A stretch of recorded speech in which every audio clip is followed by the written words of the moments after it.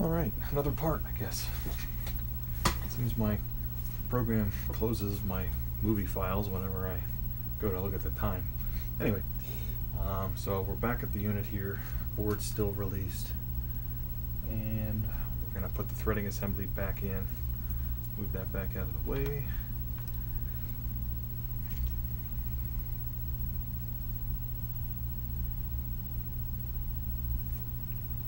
I'm just going to kind of keep up the slack on this guy here.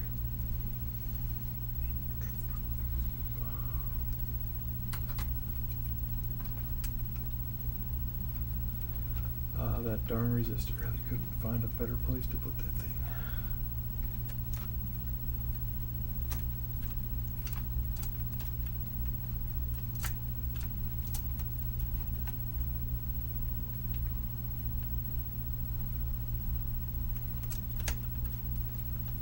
There we go. Let's stick that around that, I guess, for now. Easiest way to do it, I think, is to line up the hole in the back first.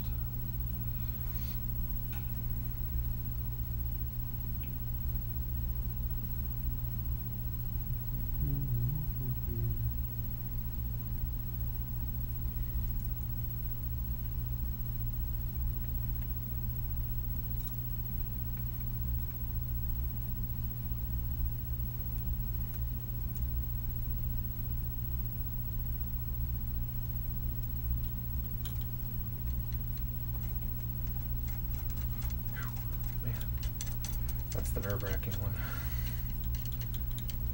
Just gonna snug that up, don't make it too tight yet. So now we can see how this pivots. There's our other screw in the front, and there's an adjustment to use a flathead screwdriver, which will allow us to kind of fine-tune how close that is. So at this point, put the front screw in.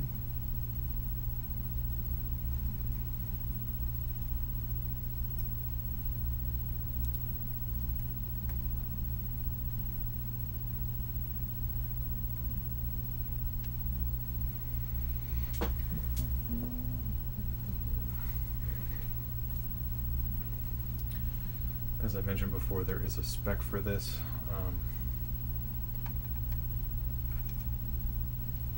You can kind of get the feel for it though. What I do is can actually move it by hand. If you tilt this out a little bit, move it a little bit, then I can actually see the threads once you move this little section out of the way.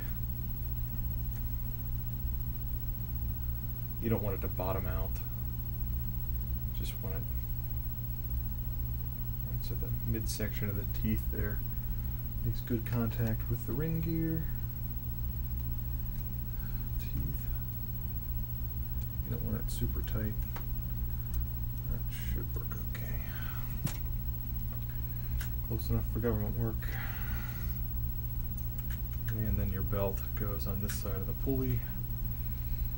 Around this guy.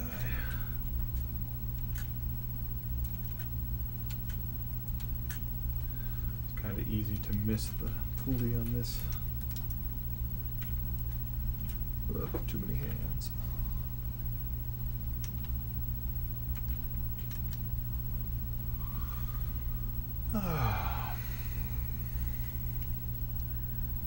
Any tool can be the right tool.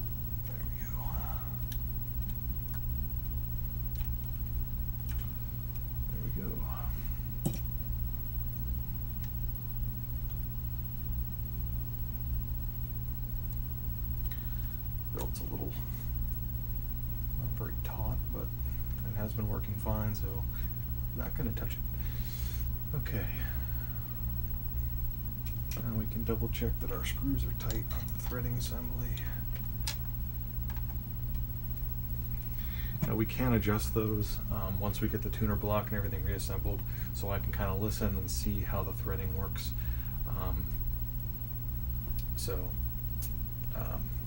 It's not the end of the world if it's not perfect right now.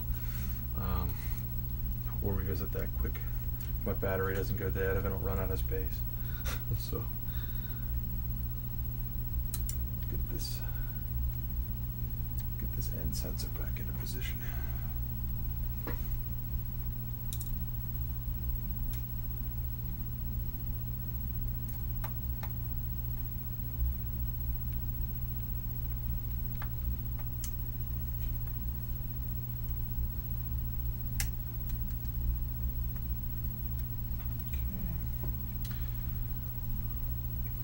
And that threading will take care of itself. Once we turn it on, I forget which way it'll go, but we'll figure that out. So we can plug the threading motor board back in. Alright, and then what I'm going to do is carefully make sure these wires are out of the way. Snap this board back into place. This is a ground here, so if you pinch or cut any of these wires, I imagine it wouldn't be too happy.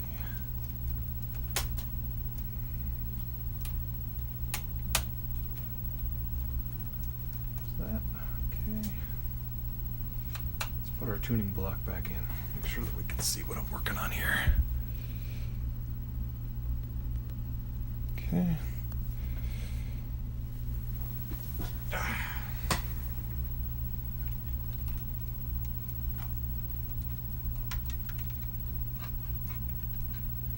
Be mindful of the wiring here. Kind of has an interesting little way of traveling. Make sure this gets tucked down in so it's not in the way. If that is not tucked into this pocket, the cover won't seat right. It'll jam up the counter because the counter, the numbers are right here. So make sure that goes down into this little recess.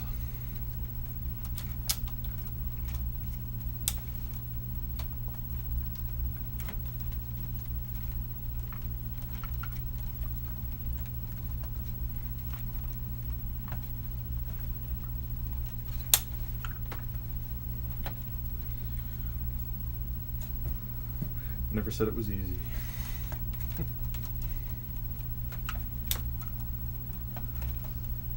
Everything's got to be just so.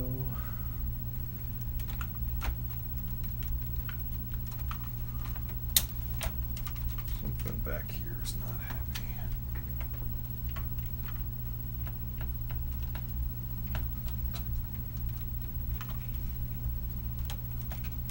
I guess I'd never force anything. Oh, I see what it is. There we go.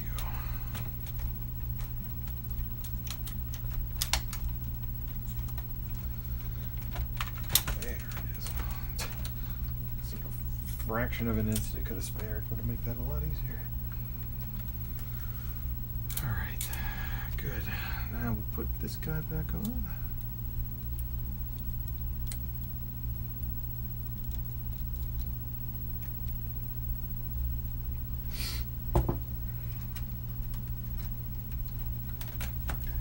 Our wiring over here is happy. There's a little U-shaped cutout back here that it goes through. Then it goes through the cutout and around the plastic peg where it mounts, and then kind of like that. Put that back in. Tuck our wiring back where it used to be. I've had this whole assembly apart. Not fun. By the way, if the tuner doesn't work, make sure the switch on the front is set to tuner and not camera. There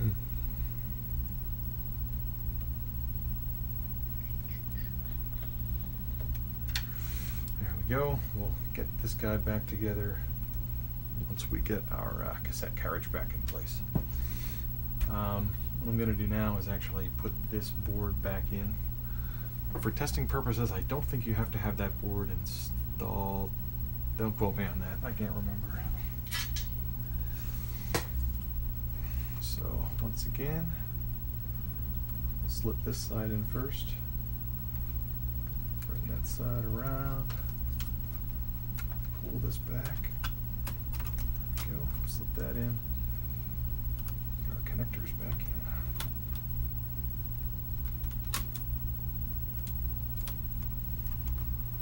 Okay. And that should be enough right now that'll let us try it. So let me plug it in first off camera to make sure it doesn't explode, and then we'll catch back up. All right, so looks like we're all good here.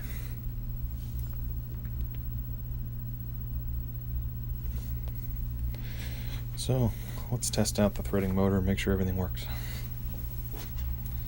This would be a good demonstration to see how everything should work. Now, you'll remember that we did forget something.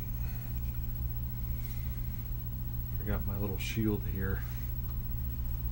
This is actually the screw I think I typically drop down in. But that goes there.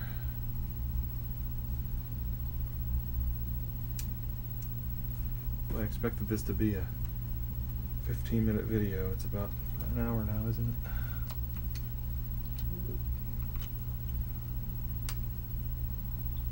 Just make sure it's close, but it doesn't rub on the threading ring.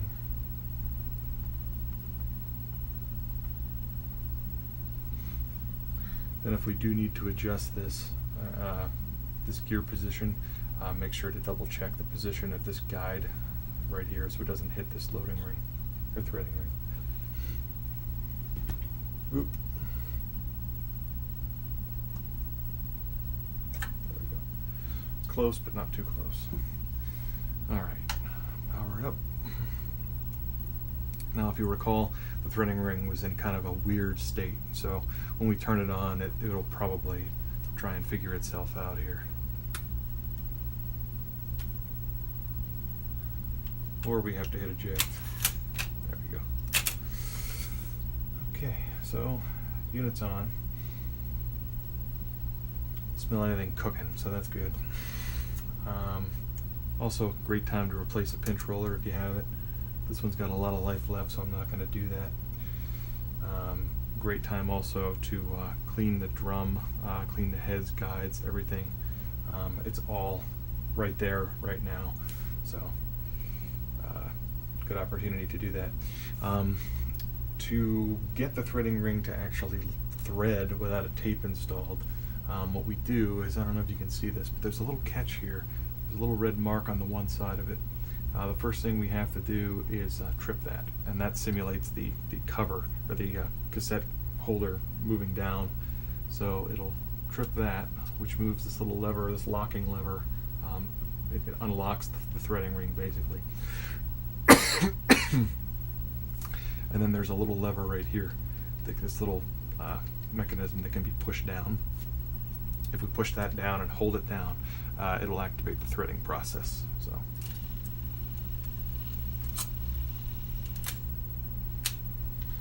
So, it's a little sluggish. So what I think I'm going to do is I'll release some of that tension.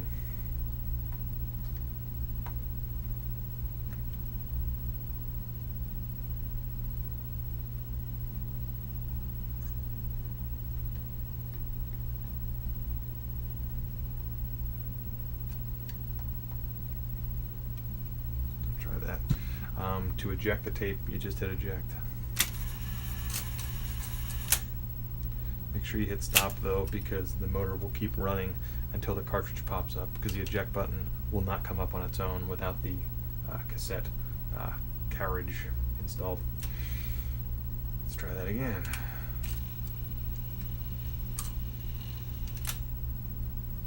It's not too bad. It sounds okay to me. The way it works is the unit is actually made to thread slower than it unthreads, if I remember correctly. There's actually two different circuits that drive the motor in either direction. One runs it slow, one runs it fast. I found that out with my other unit because it was too sluggish. It wouldn't actually complete the threading cycle, so I had to actually change one of the resistor values on the driver board back here to get it to thread properly, because it would just get stuck every time. But anyway, it looks like everything's working. If we hit eject, of course it should unthread, and we should also get a nice hearty torque on this take-up reel from this idler here. If we don't, then you'd want to address either the belt here or these idler tires. Make sure nothing's gummed up, everything turns freely, because it'll eat tapes when it ejects if it's not working properly. So I'm just gonna feel it here. Yeah, I'd say that's pretty good for this deck. It hasn't been having problems, so I'm not gonna muck with it. If the tires have a little bit of a sheen or a glaze on them, I use Fantastic with a Q-tip and scrub them till they're nice and nice matte finish again. They should be nice and pliable with no cracks. They shouldn't be hard. That's about all there is to it. Easier said than done, I guess.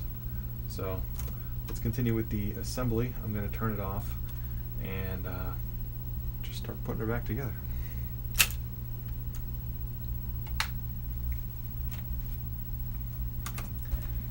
And so I'm going to start by just putting this guy back down into place.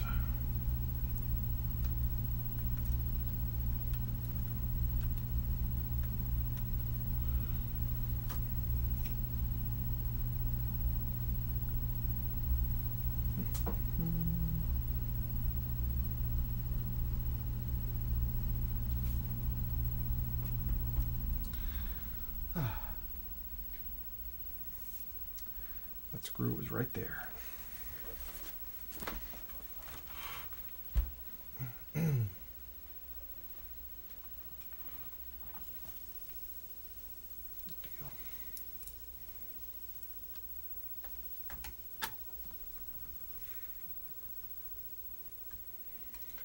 That in. Don't want to forget our clear plastic shield.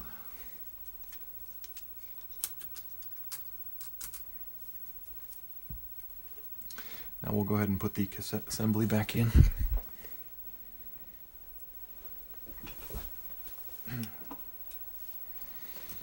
Now on this assembly, there is a white plastic, a nylon guide right here, and that you want to be centered. It goes in this way, so that needs to be centered on this metal bracket right here.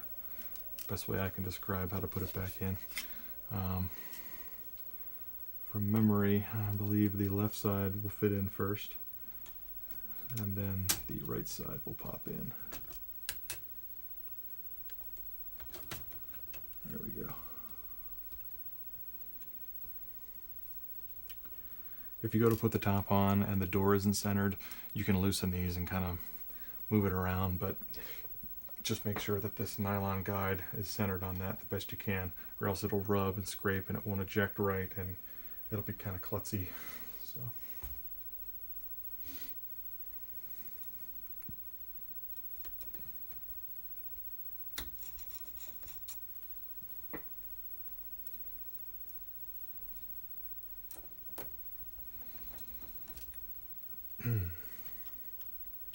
Can actually use the metal, typically gets marked where it's been sitting for years. Kind of use that as a guide to put it back together. Yeah, like right there, that doesn't sound good. I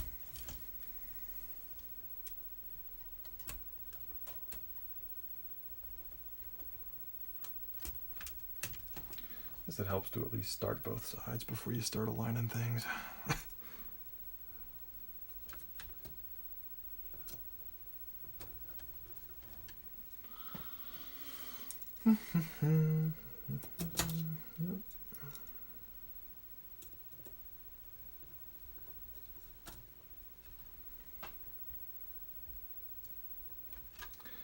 Kind of like aligning the hinges on a car.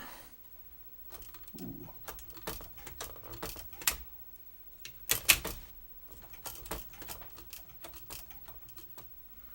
It's pretty good. Remember to put your ground strap in.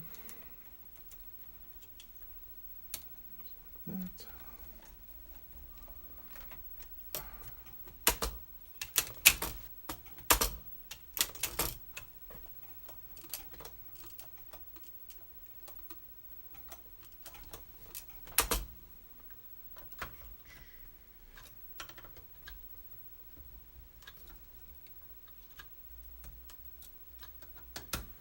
Those from the factory, they're not really straight.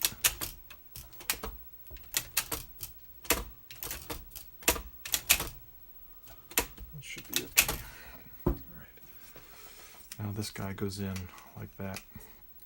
This part has to go down underneath the bottom of the carriage. It kind of just keeps dirt and stuff and fingers from getting in there.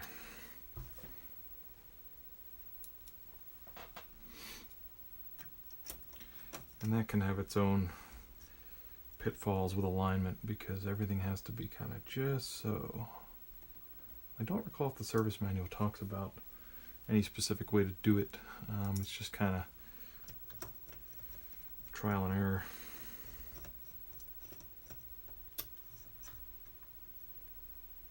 Just don't over tighten these because you will crack it. And once they're cracked, not much else you can do about it. I don't think Sony carries this part anymore. Boy, that's kind of hard to work with. All right.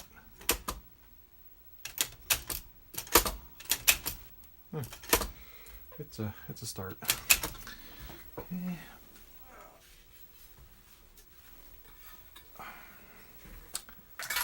Put our shield back on.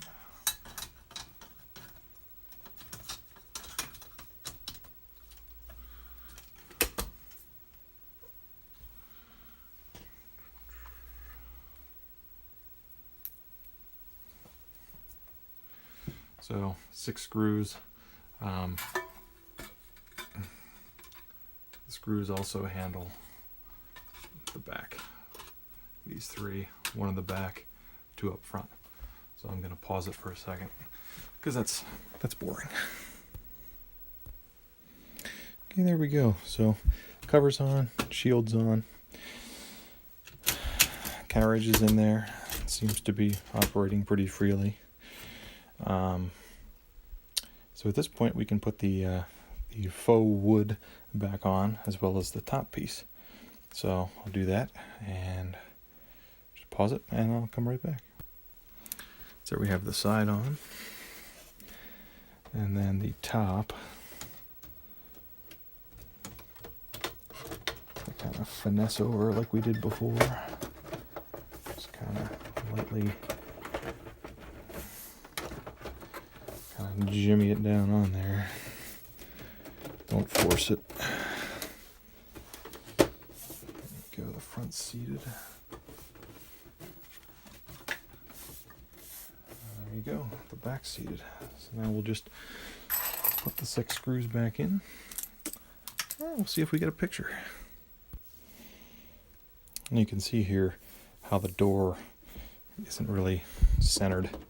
I'll probably take that off again and kind of mess with those adjustment screws to get it just right. It does eject okay, but I just don't like how that's not flush. So anyway, I'm not going to put all those screws in since I'm going to be here probably for the next hour trying to get this door straight because I won't be able to sleep at night if I don't get it in there just right. However, that's just for the sake of trying it out. See if we actually get any picture here.